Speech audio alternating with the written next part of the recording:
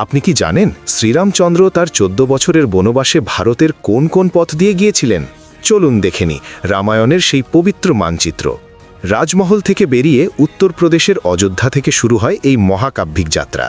সেখান থেকে তিনি পৌঁছান প্রয়াগরাজ, যেখানে মহর্ষি ভরদ্বাজের সঙ্গে তার দেখা হয়। এরপর তিনি যান মধ্যপ্রদেশের চিত্রকূটে। এখান থেকেই তিনি প্রবেশ করেন বিশাল দণ্ডকারণ্য বনে, যেখানে তিনি তার বনবাসের দীর্ঘ 10 বছর অতিবাহিত করেছিলেন। সেখান থেকে মহারাষ্ট্রের পঞ্চবটী বনে তারা আশ্রয় নেন। আর এখান থেকেই ঘটে সেই ট্র্যাজেডি। এই পঞ্চবটী থেকেই রাবণ মা সীতাকে ব্রাহ্মণের ছদ্মবেশে হরণ করেন।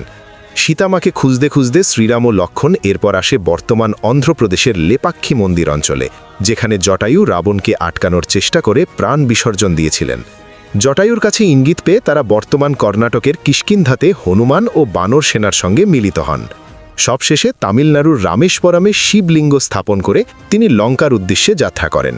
রাম সেতু পার হয়ে লঙ্কায় রাবণ বধ এবং সীতা উদ্ধারের মাধ্যমে সমাপ্ত হয় এই পবিত্র 14 বছরের যাত্রা।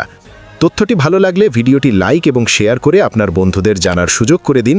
আর এরকমই ইন্টারেস্টিং ফ্যাক্ট জানতে পুরাতন ইউটিউব চ্যানেলটি সাবস্ক্রাইব করে পাশে থাকুন। কমেন্টে অবশ্যই লিখুন জয় শ্রীরাম।